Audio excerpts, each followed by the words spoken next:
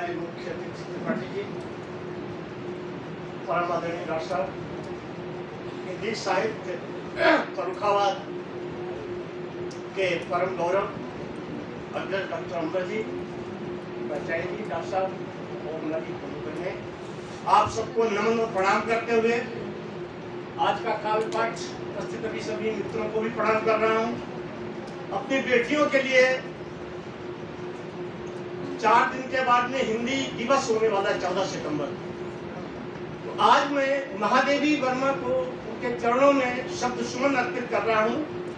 4 पंक्तियों में आप सभी बेटियां थोड़ा ध्यान दें, बीएमई की छात्राएं जो भी हैं, पूरे हिंदी के 1000 साल के इतिहास को 4 पंक्तियों में देखिए कैसे कहा गया है।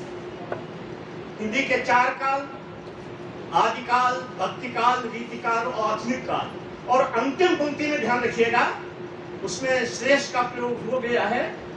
महादेवी माने महादेवी वर्मा और महादेवी माने मां सरस्वती। प्रसाद का अर्थ आप जानते हैं, जयशंकर प्रसाद और प्रसाद रूप में वाणी का प्रसाद। और ये छंद में आज के अपने परम आदरणीय मुख्य अतिथि महोदय के चरणों में रख रहा हूँ, कि शब्द साधना के अर्पित कर रहा हूँ और अपनी सभी बेटियों से कह रहा हूँ, इसे आप अपनी स्मृति की अंजुली में संजोकर ले जाइएगा। अगर कुछ लगे इसमें खास है, सुनिएगा। आदि मेघ चंद वरदाई ने गरज कर रासों में अनंत ओज सिंधु भर डाला है। आदि मेघ चंद वरदाई ने गरज कर रासों में अनंत ओज सिंधु भर डाला है। सूर्य ने सुश्रद्धा के सुभागे में पिरोया इसे भक्ति की सुगंध लिए तुलसी की माला है। सूर्य ने सुश्रद्धा के सुभागे में पिरोया इसे भक्ति की सुगंध लिए तुलसी की माला है। और गीत का देखिएगा कि देश रति के हैं छंद देव घन आनंद के, देश रति के हैं छंद देव घन आनंद के, दोहे हैं बिहारी की या चषकों में हाला है। देश रति के हैं छंद देव घन आनंद के, दोहे हैं बिहारी की या चषकों में हाला है। पाकर प्रसाद महादेवी का है धन्य धरा, राष्ट्रभाषा हिंदी का तो रंग ही निराला है। राष्ट्रभाषा हिंदी का तो रंग ही निराला है। बहुत अच्छा संतोष, वाह वाह वाह वाह। अभी भाई साहब ने शहीद की बात कही। शहादत 1947 से पहले और बाद में देश की सीमा पर या देश के अंदर जिन भी शहीदों ने दी है, एक क्षण मैं स्मरण कर रहा हूँ, सुन लीजिएगा। कारगिल का युद्ध कई महीने चला था, आपने देखा था। और एक तो बात सही है, भारत का सैनिक सदैव गोली सीने पे ही खाता है, पीठ पे नहीं खाता। सुन लीजिएगा ध्यान से, शहीद के नाम एक क्षण कि छाती हुई छलनी पे पीठ पे न मिले घाव, रक्त से कहानी लिखी वीरता की शान की। जैसे जैसे जंग बढ़ी मन में उमंग बढ़ी, प्राण में तरंग बढ़ी राष्ट्र स्वाभिमान की। कट कट अंग गिरे बैरी होके दंग गिरे, होगी क्या मिसाल कोई ऐसे बलिदान की। खंड खंड हो गया अखंड देश के लिए, जो जय बोल लेखनी शहीदों के गुमान।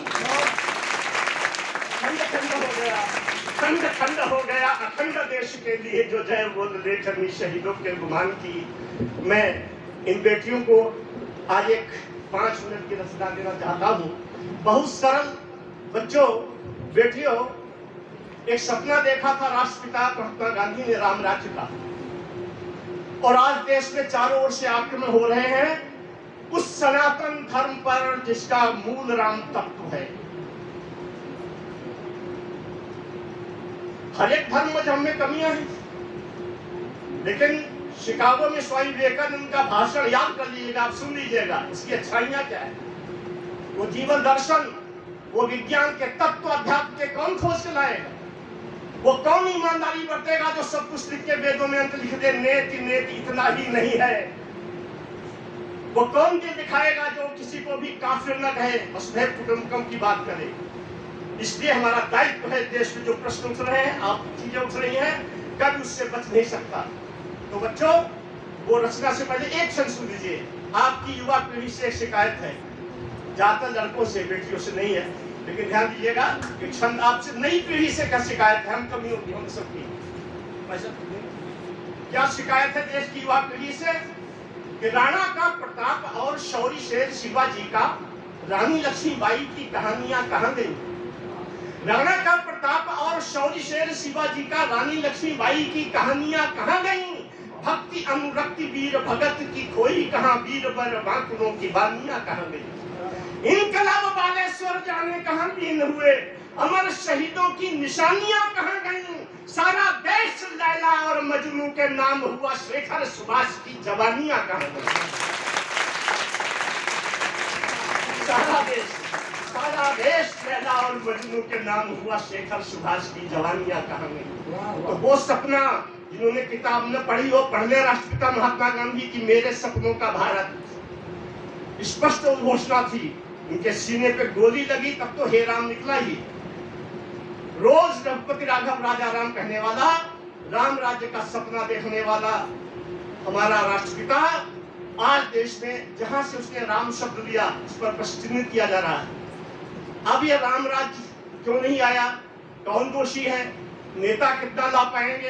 अंततः जिम्मेदारी आपकी है, नई पीढ़ी। सरल शब्दों में देखिएगा, आज के लगभग 48-50 साल पहले एक बीए पास हिंदी के लड़के ने कविता लिखी थी, मैं वही पढ़ रहा हूँ। वैसा आप निकाल पढ़ा सुनिएगा, राम राज्य शीर्षक से।